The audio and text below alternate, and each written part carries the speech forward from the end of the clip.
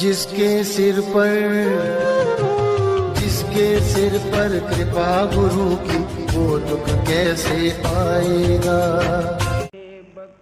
Hello sir Sahib जी, साहिब। अमन दास जी बोल रहे हैं जी? हाँ जी। जयपुर से? हाँ जी। अच्छा जी, हम ये पूछ रहे थे, हमने नामदान लिया था, 4 महीने हो गए। अच्छा। अब हमारा काम वाम बहुत मिल रहा है, पहले ही नाम है, अभी कम और होता जा रहा। नाम किसके लिए लिया था? काम के लिए लिया था या अपने आत्म कल्याण के लिए लिया था? अपने कल्याण के लिए। काम वाम भी सब उसमें तो ज्यादा या अलग अलग लेना पड़ेगी। अब यही पूछ रहे हैं हमें, यहाँ की मतलब कि संतुष्टि से ना आपका पता चला, इसलिए हमने आपको फोन करा। अब ये संतुष्टि भगत जी, ये संतुष्टि करके ही नाम लेना होता है। अब ये जल्दबाजी में नाम लेने का यही तो परिणाम निकलता। फिर देख, आराम से आप जी सत्संग सुनते 6 महीने साल भर, जब तक आपको पूरी बातें, पूरा ज्ञान, पूरा मार्ग समझ में नहीं आ जाता, तब तक भगत जी नाम नहीं लेना चाहिए आदमी को। ये आत्म कल्याण का मार्ग है भाई, इसमें थोड़ी सी भी गलती हो जाती है, भगवान नाराज हो जाता है। तो दास कहता है नाम तब लो जब आपका पक्का दृढ़ विश्वास हो जा कबीर इज गॉड, और पृथ्वी पर कोई और जगह दिखाई ना दे। फिर देखना, ये दास का यहाँ उद्देश्य क्या, 3-3 घंटे गला पढ़ाऊं, यही कि आपको पहले ज्ञान से परिपक्व करूं। ज्ञान संपूर्ण हुआ नहीं और हरदा नहीं छदाया, इस देखा देखी भक्ति का यो रंग नहीं ठहरा।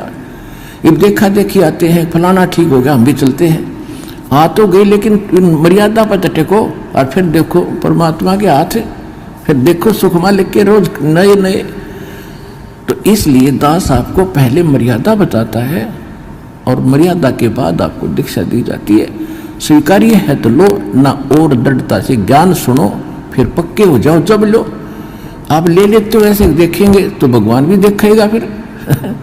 ये तो बराबर की बात से अंडरस्टूड है। अच्छा जी, मैंने कहा तो हम पूरे उससे है, क्योंकि पहले हमने वो पढ़ी, अभी पता ही चला था हमें, जब हमने एकदम ले लिया हमें अच्छा लगा। देखो ऐसा है, ब्रह्मा विष्णु महेश के माँ बाप का नाम पता चल गया तो क्या हमें ज्ञान हो गया? ये ज्ञान थोड़ी है। ना ये बात नहीं है, वो तो हमें पूर्ण पर। तो बताइए, जब आप समाधान ही नहीं कर पा रहे इस चीज का, नाम लेने के बाद भी, इतने सत्संग सुनने के बाद भी आप कह रहे हो कि मेरे काम बिगड़ रहे हैं।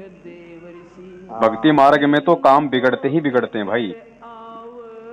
ये दुनिया से, भगत जी, ये दुनिया से अलग मार्ग है। आप एक बात बताओ, कल को मान लीजिए आप अपने यार दोस्तों के साथ में शराब पीते थे, मैं ये नहीं कह रहा कि आप पीते थे, मान लो, इससे पहले से छोड़ रखी जी, मान लो, मैं आपको कोई बात समझाना चाह रहा हूँ भगत जी, उसको समझो।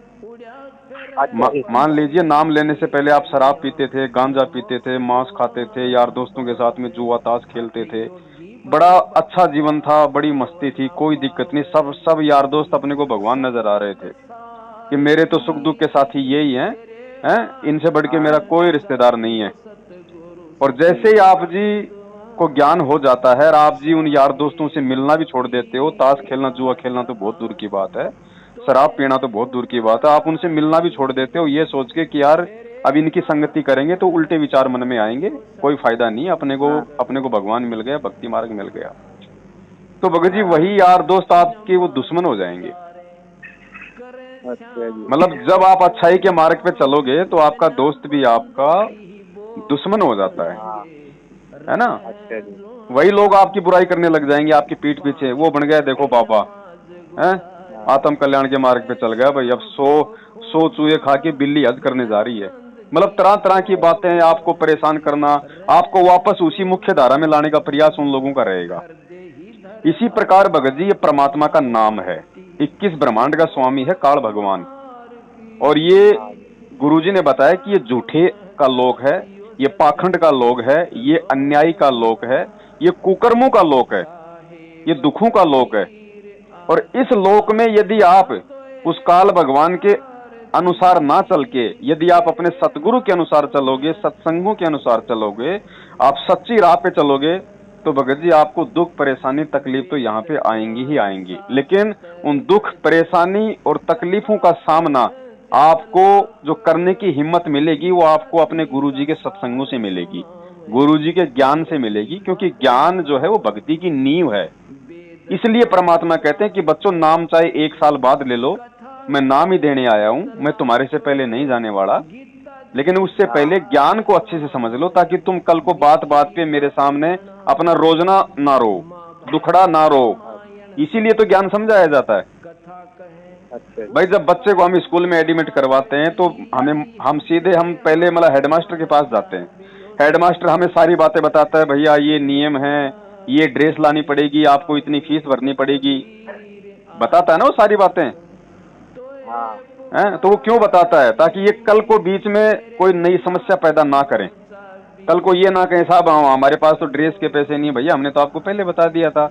अगर स्कूल में अगर आपका बच्चा ड्रेस में नहीं आएगा तो हम तो आपके बच्चे का नाम काट देंगे, हम तो नहीं रखेंगे, क्योंकि उसके नियम है। तो भगत जी ये सारी चीजें हमने नाम दीक्षा लेने से पहले समझनी होती है। इसीलिए गुरुजी बार बार सत्संगों में कहते हैं कि भक्तों नाम लेने की जल्दबाजी मत करो, नाम कोई बड़ी चीज नहीं है। नाम लेके अगर मर्यादा में नहीं रहोगे तुम्हारे मन में शंका उठेगी, उथल पुथल चलेगी, भक्ति नहीं चलेगी। तो दुख तकलीफ संकट तो भगत जी देखो आएंगे बड़े भाई यहाँ पे। हाँ इतना जरूर है, हम समर्थ की शरण में हैं, हम 21 ब्रह्मांड के स्वामी ज्योति निरंजन के बाप की शरण में हैं। तो परमात्मा हमारे पर वो विशेष आपत्ति नहीं आने देगा जिससे कि हमारे को भक्ति छोड़नी पड़े। वो आपत्ति परमात्मा नहीं आने देगा अगर आप मर्यादा में हो तो। अब जैसे आपसे दास अर्ज कर रहा है कि जिन्होंने आकर नाम ले लिया, यदि पक्के होकर लग गए, चाहे कोई 1009 कह दे चलो वहां मत्था टेक ले, बस छोड़ दे, तो बोलना मत, मैं मरूं चाहे जीऊं, अब मालिक के शरण मरूंगा, तो यहां तक मरण में भी लाभ होगा, वहां मरण में भी लाभ को नहीं। वैसे तो मालिक की शरण में आकर जीव मरेगा नहीं, चाहे 100 बार कवा लो चाहे 1 बार कवा लो, विश्वास करो इस बात पर। मरे हानि उसको होगी जो मर्यादा नहीं। यहां आए प्राणी को हानि उसको होगी जो परमात्मा की मर्यादा को भंग कर देगा। परमेश्वर का वचन है, जब लग हंसा हमारी आना, काल लगे ना तेरा बाना। कहते हैं काल, जब तक ये हंस मेरी आत्मा मेरी मर्यादा में रहेगी, मेरी आन कान में रहेगी, तब तक तेरा कोई अटैक नहीं हो सकता। और जब हम मर्यादा ही को छोड़कर बाहर चले जाएंगे तो फिर भाई काल है सारा। और भगत जी अगर भक्तों पे दुख नहीं आएंगे, संकट नहीं आएंगे, तकलीफें नहीं आएंगी, तो भक्ति की महत्वता का उनको क्या पता चलेगा? दुख और संकट में ही तो भगत जी भगत की पहचान होती है। परमात्मा कहते हैं साधु शब्दा परखिए और दुख पड़े घरनार, सूरवीर जद जानिए जब रण बाजे तलवार। योद्धा की पहचान तो भगत जी रणभूमि में होगी ना कि ये कितना बड़ा ये वीर पुरुष है। औरत की पहचान उस समय होगी जब आपके और आपके घर के ऊपर कोई संकट आएगा, कोई तकलीफ आएगी, तब मालूम पड़ेगा कि उठा के थैला माई के भगती है या वो उस संघर्ष में आपका सहयोग करती है।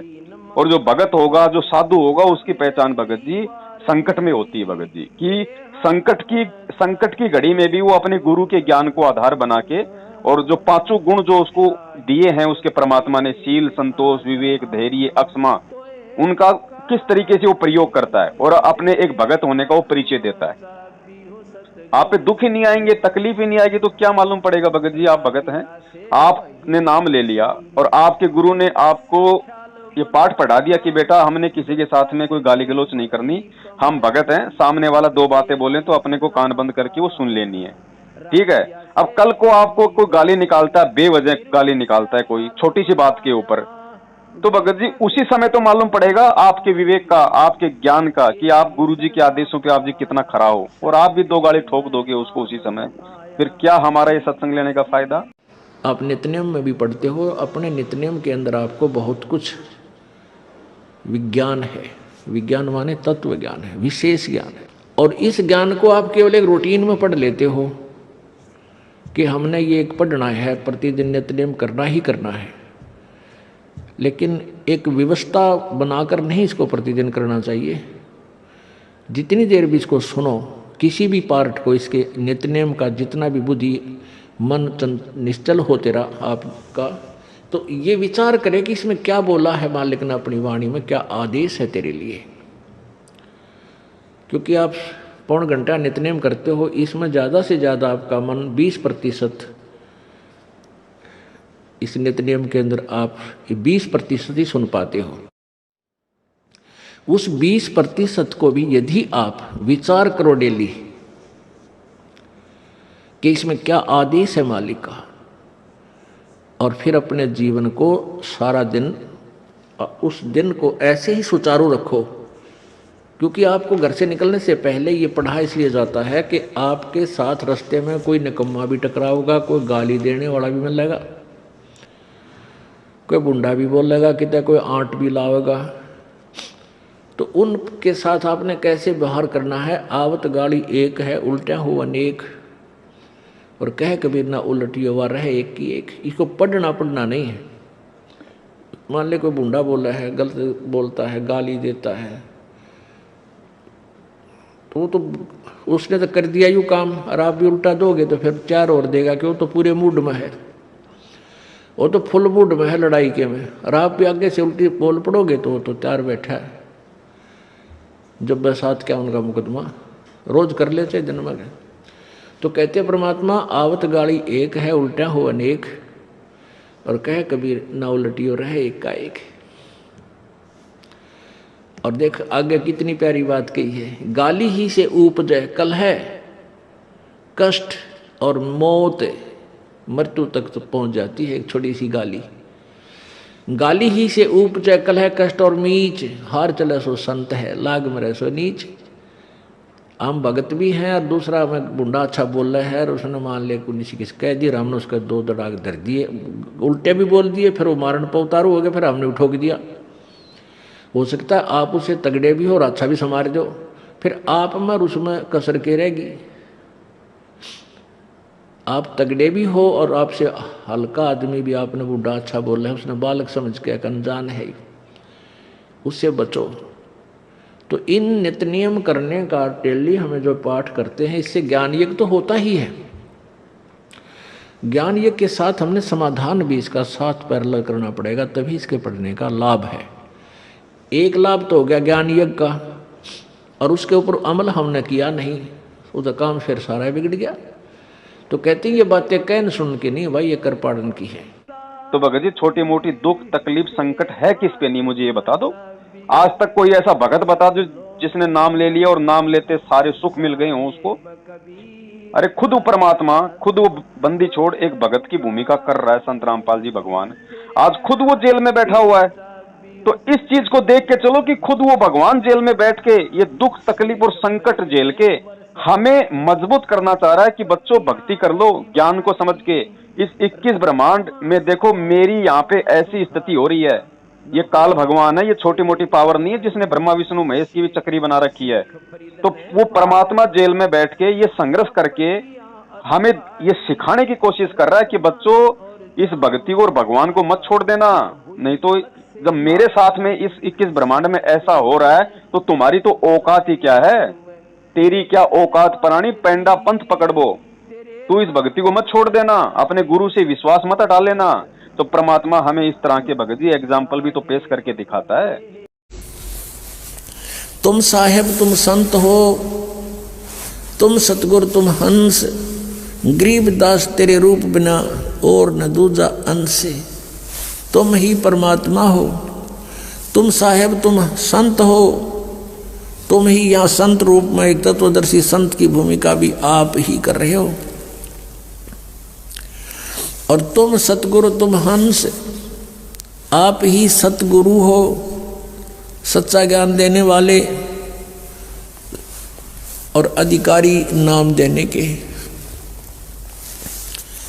और तुम ही हंस हो, हंस अर्थात जो एक भक्त के अंदर जो गुण होने चाहिए वो भी कहते हैं हे परमात्मा आप में ही विद्यमान है, और आपके बिना, आपकी शक्ति के बिना या और न दूजा अंश, आपकी शक्ति से ही सब ब्रह्मांड चल रहे हैं। आपकी शक्ति से सब प्राणों में ये शक्ति है चलने और बोलने की। हे परमात्मा, तेरे बिना तो कुछ भी नहीं है। तो हमने भक्ति मार्ग पे अपने भगत जी अपने बाप को देख के चलना पड़ेगा, अपने गुरु को देख के चलना पड़ेगा। मुझे ये बता दो, संकट है किस पे नहीं भगत जी? क्या आज से पहले संकट नहीं आए थे आपके ऊपर जब आपने नाम नहीं लिया था? उस समय आप ये किसको दोष दिया करते थे? क्या आपने कभी कहा अपने पड़ोसी, अपने रिश्तेदारों से कि ये ब्रह्मा विष्णु महेश ठीक नहीं है, इनकी वजह से हमारे पर दुख आ रहे हैं, संकट आ रहे हैं? उनकी भक्ति करते करते हमारे ऊपर कहर टूटते थे और उन्हीं से हम प्रार्थना करते थे कि हे महाराज क्या हो गया परमात्मा, हे महाराज मैं आपकी स्वामणी बोलता हूँ, मैं आपका जागरण कराऊंगा, मैं आपको 11:15 का प्रसाद चढ़ाऊंगा। मतलब दुख तकलीफ में भी हम उन्हीं भगवानों को याद करते थे, उन्हीं से संकट का हम निवारण चाहते थे। तो आज भी भगत जी वही क्रिया आपको करनी पड़ेगी। जिस गुरु की आप शरण में हो उसी से आपने प्रार्थना ही करती रहनी है, अपने हृदय से, अपने घर से, कि हे परमात्मा दास तो 2 कौड़ी का जीव है भगवान, मेरे ऊपर तो पता नहीं पिछले जन्म जन्मांतरों के लाखों ऋण बाकी हैं। क्या पता मैं पिछले जन्म में मैं कोई कसाई था परमात्मा, मैंने लाखों जीवों की हत्या कर रखी है। आज भगवान आपने मेरे को नाम देके कम से कम मेरे को उन दुखों से तो मेरे को बचा रखा है।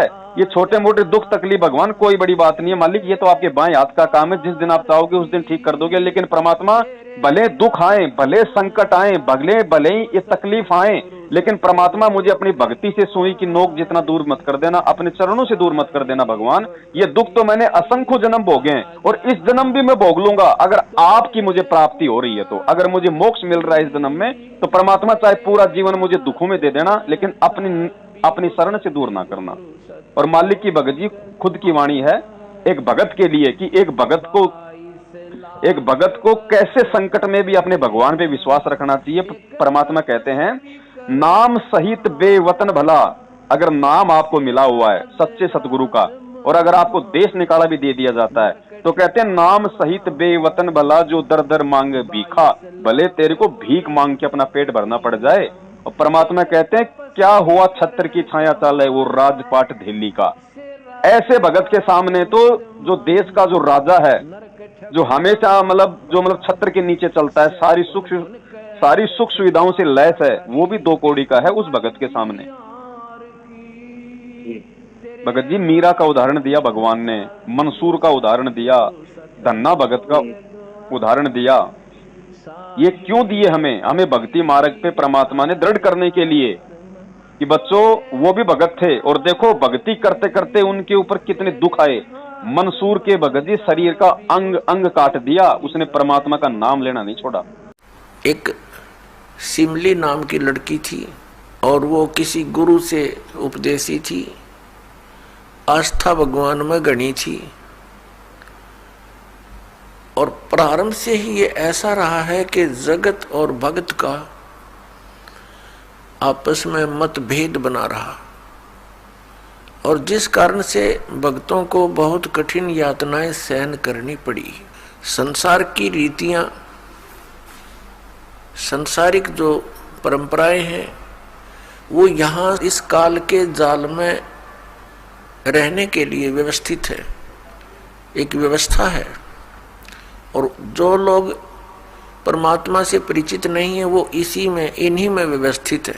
उस लड़की की बहुत आस्था थी। नगर के बाहर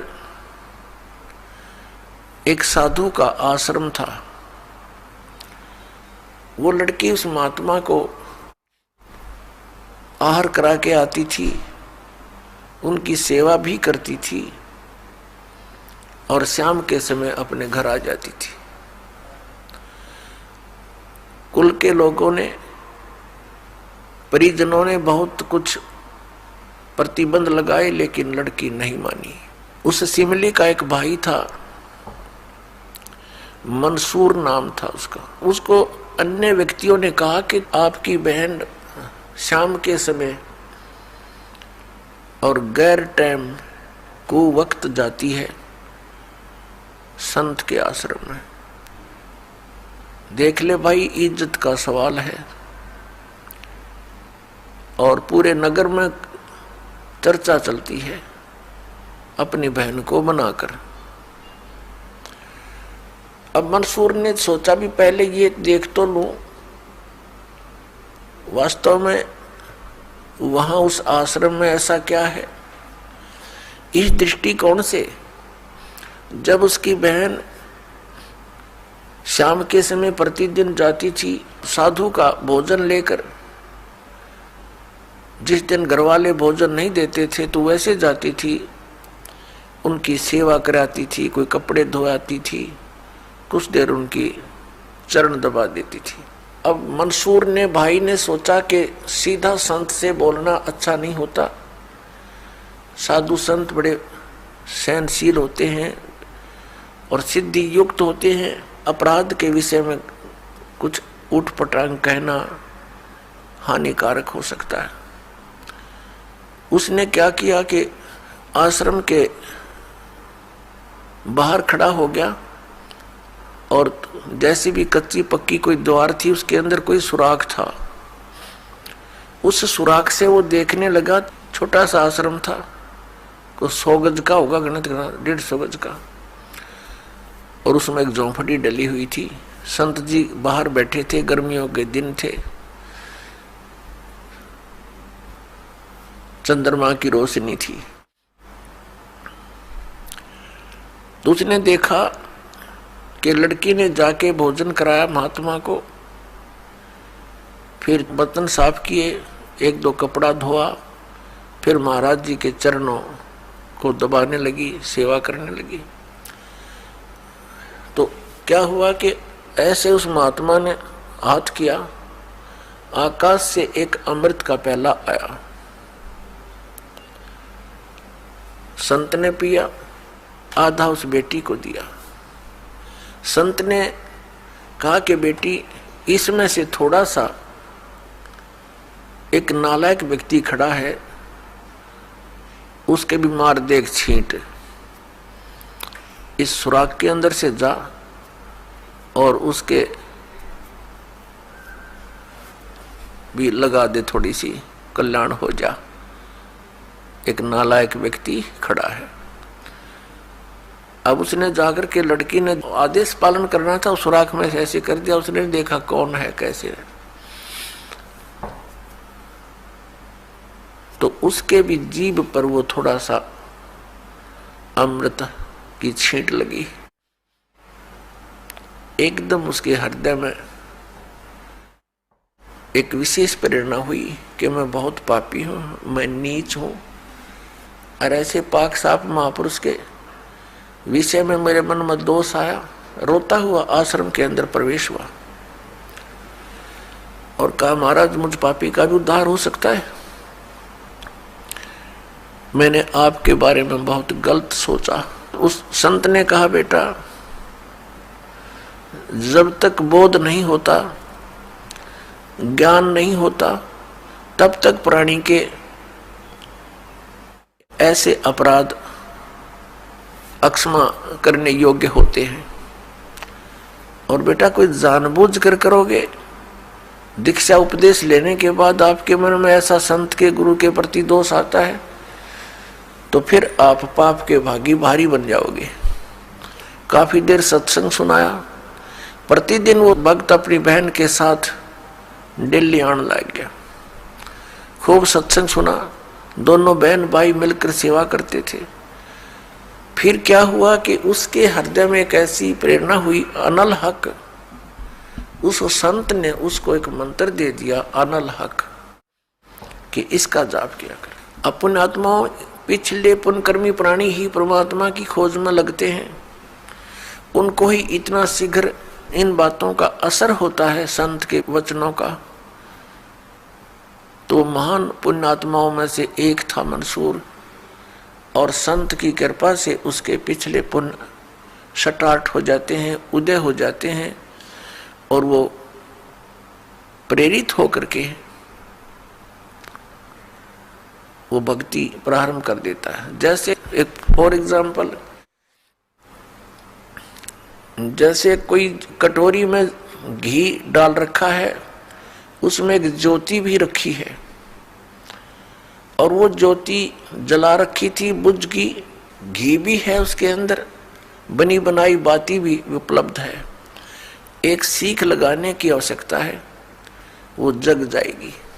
तो जितने भी पुण्यकर्मी प्राणी हैं, जो भी साधु संत महापुरुषों के प्रवचन सुनते हैं, किसी भी संत के, चाहे उसने भक्ति मार्ग का कति ज्ञान नहीं, लेकिन भगवान की महिमा तो वो भी सुना ही देते हैं, तो उससे क्या होता है कि वह जोत जग जाती है। अब वह जोत तक जगगी, जब तक पूर्व जन्म का उसके अंदर घी है यानी पुण्य है तो वो जगेगी, प्रेरणा बनी रहेगी भगवान के पाने की। यदि आगे उसमें विधि घी उसके पास नहीं है डालने के लिए तो वो ज्योति भी जल जाएगी और घी भी समाप्त हो जाएगा और सारा कटोरा व कटोरी काली हो जाएगी। तो पुण्यात्मा उस अनल हक मंत्र के गुरु जी ने दे दिया, जो मंत्र देना था उसको। अनल हक का अर्थ होता है अहम ब्रह्मास्मि, मैं ही ब्रह्म हूं, मैं ही परमात्मा हूं, अनल हक। हालांकि ये कोई मंत्र वंत्र नहीं था, लेकिन उस मंसूर के अंदर वो पूर्व जन्म का घी और ज्योति रह रही थी, वह जगगी। अब उस मंत्र से भविष्य में तो कोई लाभ उसको होना नहीं था, क्योंकि वो चार्जर ठीक नहीं था। पूर्व जन्म की बैटरी से उसमें इतना प्रभाव था, इतने पुण्यों से, कि उसने अनल हक कहना शुरू कर दिया कि मैं ही परमात्मा हूं। अब भोली आत्माओं पुण्यात्माओं को जैसा भी गुरु ज्ञान देता है वो तो दृढ़ होते हैं। गुरु जी ने 2 दूना 6 कह दिया तो वो 6 ही बोलते रहेंगे। घर वाला कहेगा, कोई उसको बताना चाहेगा, वो नहीं मानेगा, कहता नहीं मेरे गुरु जी ने ऐसे ही बोला। तो अबोध बच्चे ऐसे ही होते हैं। इस बात का ज्ञान पूरे मुसलमान धर्म में हुआ, क्योंकि वो मुसलमान धर्म से संबंधित था। और मुसलमान धर्म ये मानता है कि जीव ब्रह्म नहीं हो सकता। वैसे तो जीव ब्रह्म हो ही नहीं सकता, ये तो अंडरस्टूड है। जीव तो ब्रह्म है ही नहीं, ब्रह्म अलग है, जीव अलग है। ब्रह्म मीन भगवान, जो जीव का भी उत्पत्ति करता है। लेकिन मुसलमान धर्म ये मानते हैं कि पृथ्वी पर परमात्मा नहीं आ सकता। वह तो 7वें आसमान में रहता है, 7वें स्वर्ग में। और कोई ये कहता है कि पृथ्वी पर परमात्मा है, वो दंड का अधिकारी है, वो भ्रमित कर रहा है, मुसलमान धर्म के विधान को बिगाड़ रहा है। इस कारण से मंसूर को बहुत बार समझाया, राजा तक बात गई, बहुत कुछ कहा, लेकिन नहीं माना, अनल हक करता रहा। उसको कहा कि तू ऐसा मत बोल। अब साधु को तो कोई बोल नहीं सके था कि वो क्या मंत्र दे रहा है, लेकिन पब्लिक के अंदर जो बात आ जाती है तो वो अपना पूरा जोर शोर से विरोध करते हैं। अब क्या हुआ कि वो नहीं माना तो उसको चौराहे पर खड़ा कर दिया, बांध दिया उसको चौराहे पर। और फिर क्या कहा कि या तो तू अनल हक कहना छोड़ दे, नहीं तो तेरे पत्थर मारेंगे। उसने फिर कहा अनल हक, क्योंकि वो तो मदमस्त हो गया था, अलमस्त हो गया था। ऐसी स्थिति पूर्वजन्मों के पुण्यों से होती है, और भविष्य की भक्ति नहीं होती है तो वो नष्ट हो जाता है उस जीवन ऐसी पुण्य आत्मा का। तो उसको सजा दी गई कि पूरे नगर के व्यक्ति इसको पत्थर मार मार के इसका वध करेंगे। ऐसी सजा दें ताकि और भी कोई ऐसी हिम्मत ना करे। तो सभी लाइन में आ रहे थे और पत्थर मार रहे थे, तू पापी है, पत्थर मार रहे थे, निकल जाते थे। अब उसकी बहन सिमली का भी नंबर आ गया। जब और पत्थर लगा रहे थे वो हंस रहा था, अनल हक अनल हक हंस रहा था। और जब उसकी बहन सिमली का नंबर आया वो भी लाइन में खड़ी थी। तो बहन ने सोचा पत्थर तो मैं नहीं मारूंगी, लेकिन लोक लाज में आके उसने फूल उठा लिया कि मैं फूल मार आऊंगी उसके। यहाँ ये लोग भी ना मेरा विरोध करेंगे और भाई का चोट भी ना लगेगी। उसने फूल मारा, फूल मारते ही वो रोने लग गया। बहुत बुरी तरह रोने लगा। तब सिमली ने कहा कि भाई, लोग तेरा पत्थर मार रहे थे, उनके पत्थरों से नहीं रो रहा था, और तू मेरे फूलते रोने लग गया। अरे ये कोई चोट थोड़ी लगी तुझे? उसने कहा, सिमली ये तो अनजान थे, इनका मुझे दुख नहीं था। तू तो परिचित थी मैं किसके ऊपर फिदा हो रहा हूं, और तेरा हाथ कैसे हो गया नालायक मेरी तरफ? तूने भगवान की तरफ हाथ कर दिया। मैं भगवान के लिए डिवोटेड हूं, और तूने क्या समझा फिर ज्ञान को? न्यू रो रहा हूं, तेरा जीवन बर्बाद हो गया, तूने ज्ञान समझा नहीं बहन। तेरे फूल का मुझे इसलिए दर्द हुआ, तू तो परिचित थी इस बात में। उसके बाद नहीं मरा वो पत्थरों से, कहने लगा या तो कहना छोड़ दे अनल-हक, नहीं तेरा हाथ काटेंगे। उसने कहा अनल-हक, हाथ काट दिया। फिर कहा दूसरा हाथ काटेंगे या बंद कर दे, अनल-हक। तेरी गर्दन काटेंगे, बंद कर दे, अनल-हक, काट दिया। अब उसको गाड़ा नहीं, मुसलमान धर्म में नीचे दफनाते हैं जमीन में, उसको सवा कर दिया काफिर समझकर कि काफिर जलाए जाते हैं, उनकी सोच है। और उस राख को जल में फेंक दिया कि इसका नामो निशान मिट जाए दरिया में।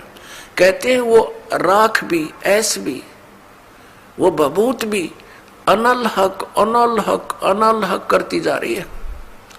और 1000 मंसूर बनकर गलियों में घूम रहे हैं। सबने दरवाजे बंद कर लिए, टट्टी पेशाब निकल गया, लोगों का घबरा गया, ये क्या हो गया? भगवान का भगत था, ऐसा हो कर दिया इसके साथ। तो पुण्यात्माओं, अब ये ज्ञान है, तत्व ज्ञान है, इसको बहुत गहराई से समझना है। इससे कई कंसेप्ट क्लियर होंगे।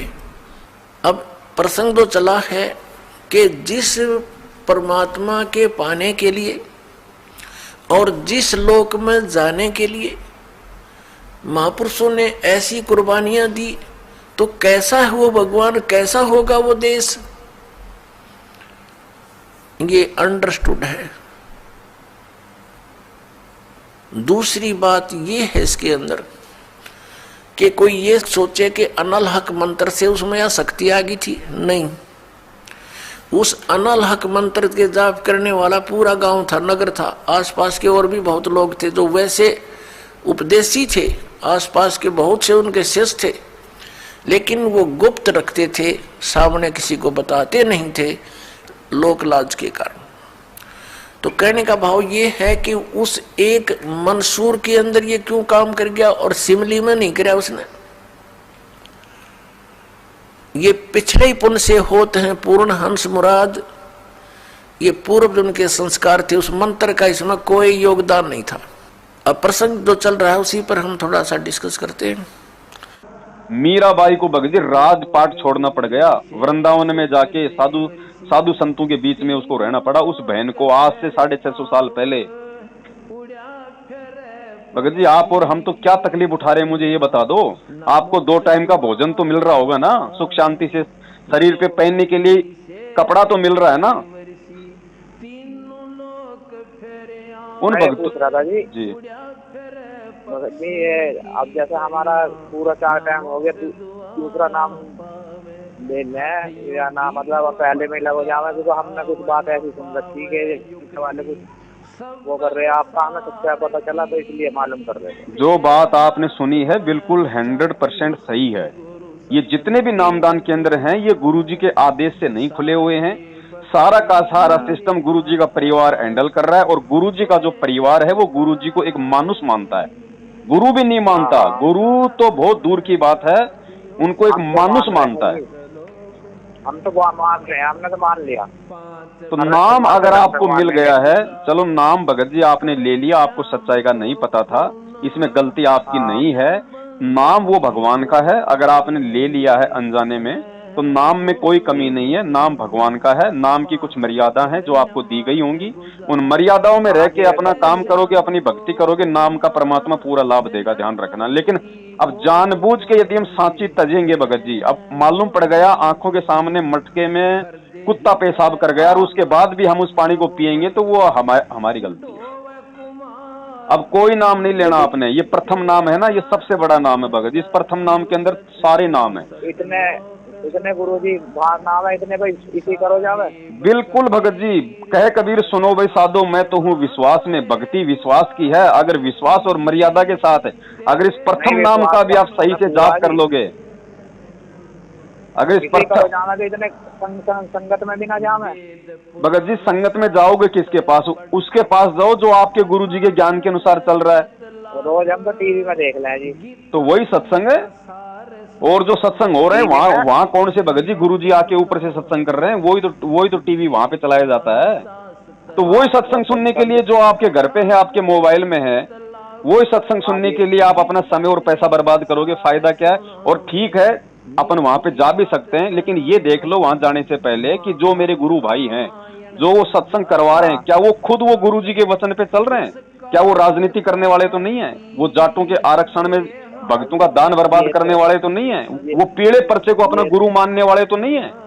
वो ज्योति पाठ और दान का अपने गुरु को छोड़ के अपने ही गुरु भाइयों को जो कि कार्ड एजेंट है उनको पैसा देने वाले तो नहीं है? तो ऐसे लोगों की संगति आपके अंदर उल्टे विचार पैदा करेगी। वो कुसंग है, वो सत्संग नहीं है भगत जी, ध्यान रखना। उससे अच्छा था आप अपने घर पे सुन लो, वो ठीक है। अब भी कोई गुमराह होता है तो फिर उनके लिए तो गरीबदास जी की वाणी है, ये चातुर पुराणी चोरे हैं, मूड मुग्ध है ठोठे, संतों के नहीं काम के है, इनको दे गल चोट। चतुर प्राणी वो हैं जो सच्चाई बतावें, मीठी मीठी बात बना के दुनिया ने गुमराह करें, शास्त्र विरुद्ध साधना बतावें, अपनी लतीफेदार कथा और वचन सुना के। और मूड वो है जो सत्य आंखों देखकर भी ना माने। फिर कहा कि ये तो उन न जोगे हैं, दोनों कुएं में पड़न जोगे, जो सत्य मार्ग को सामने भी नहीं देख रहे, देखकर भी नहीं स्वीकार कर रहे हैं।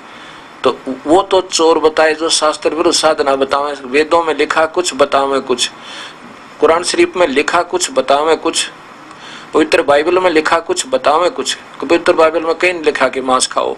आगे जो आदेश है वो पूर्ण परमात्मा के नहीं है, अगर कहीं लिखा भी है तो वो अधूरे इस काल के फरिश्तों के हैं, वो मान्य नहीं है। ये तो चाहता सबको उलझा दूं, गलत मार्गदर्शन करके इनकी सारी बुराई करवा के इनको फंसाए रखूं, लेकिन वो प्यारी आत्मा जो समझ जाएंगी वो अपने परमात्मा को, फिर वो ऐसा नहीं करेंगी। तो पुण्यात्माओं, अब यही यहाँ पर दो पार्टियों के अंदर संघर्ष है, एक काल की पार्टी है, एक परमात्मा की। तो जो हमारे पास आ जाएगा वो भगवान का बच्चा हो जाएगा, इस ज्ञान को समझेगा। जो यहाँ नहीं आएगा वो सब काल के ही रहेंगे, काल के ज्ञान को स्वीकार किए हुए। और काल वाले तो यही रहेंगे और परमात्मा वाले सतलोक में जहाज में बैठकर जाएंगे। बस हम तो अब आपकी बात मान गए, अब हम जाने के ही नहीं है, क्योंकि हमें पता नहीं था, आपका पता चला इसलिए हमने ये मालूम करा। सत्य है भगत जी, एंड तक आपको इसमें रत्ती भर भी झूठ नहीं मिलेगी, क्योंकि ये ज्ञान मार्ग है, परमात्मा धरती पे है। क्या कभी हमने याद करा तो जरा फोन उठा लेना, नंबर ही हुई है, क्योंकि आज तो मैंने बार बार नो करा, क्योंकि पहल की बात थी। ये आपका व्हाट्सएप है क्या इस नंबर पे? व्हाट्सएप चलता है इस नंबर पे? नहीं, व्हाट्सएप तो नहीं चलता हमारा, तो छोटा ही फोन है। चलो व्हाट्सएप होता तो मैं आपको एक साध संगति के ग्रुप में जोड़ देता, आपके पास मैसेज आते रहते। अच्छा जी, चलो कोई नहीं, जब भी ऐसा कोई हो तो आप मुझे दोबारा फोन करके अपना नंबर दे देना, मैं जोड़ दूंगा आपको। बाकी तो आप यूट्यूब पे देखते रहो भगत जी, कोई दिक्कत नहीं है, जानकारी आपको मिलती। देखो, जब भगवान ने आपको आज वर्तमान में हमारे वीडियो देकर आपको सच्चाई से परिचित करवाया, तो आगे भी परमात्मा ही आप तक संदेशा पहुंचाएगा। अच्छा, बाकी तो देखो, आपको सही गलत का जो है आपको निर्णय हो गया है। बस नहीं, वो तो हमारे वीडियो का तो केवल भगत जी, हमारे वीडियो का तो केवल इतना ही काम है कि सही और गलत का फैसला करके हम सच्चाई का साथ दें और हम सच्चाई के रास्ते पे चलें, ताकि हमारी भक्ति बनी रहे।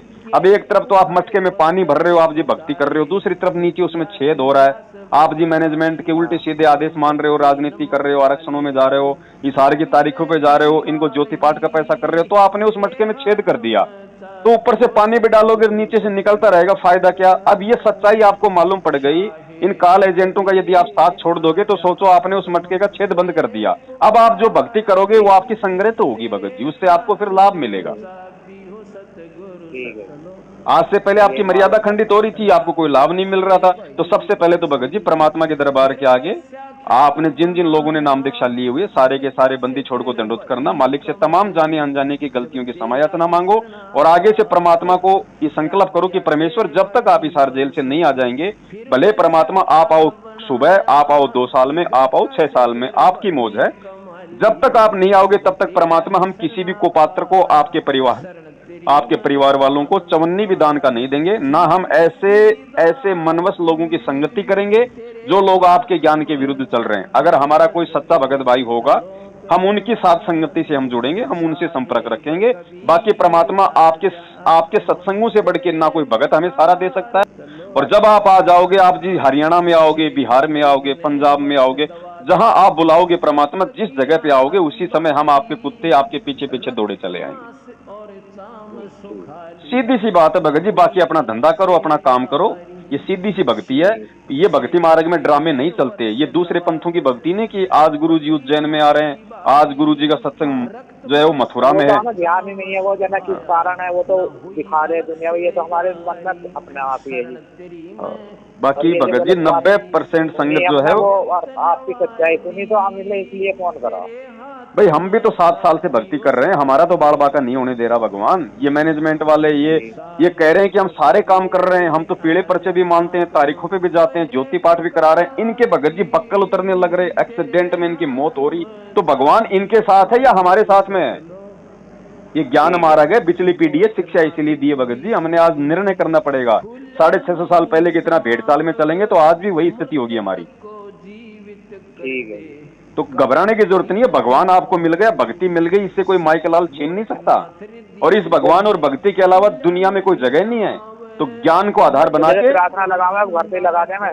भगत जी अंतर्यामी से प्रार्थना कहाँ लगाओगे, बीच में एजेंट बनाने की आवश्यकता नहीं है। यदि किसी ने बीच में मन से ही अपना फोन तो हम कहीं नहीं करे, पर अपना मन से वैसे ही अपने घर ही करें।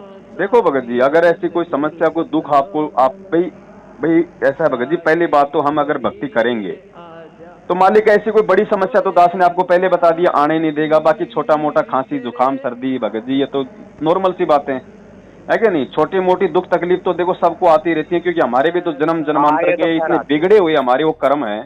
मालिक कहते हैं कि संत शरण में आने से आई टले भला, जय मस्तक में सूली हो कांटे में टल जा। अगर बहुत भयंकर आपदा होगी तो परमात्मा थोड़े में तो टालेगा, थोड़ी बहुत तो तकलीफ होगी भगत जी। अगर टांग टूट गई, डॉक्टर अगर उस पर प्लास्टर करेगा, ऑपरेशन करेगा, थोड़ा बहुत तो दर्द होगा ना।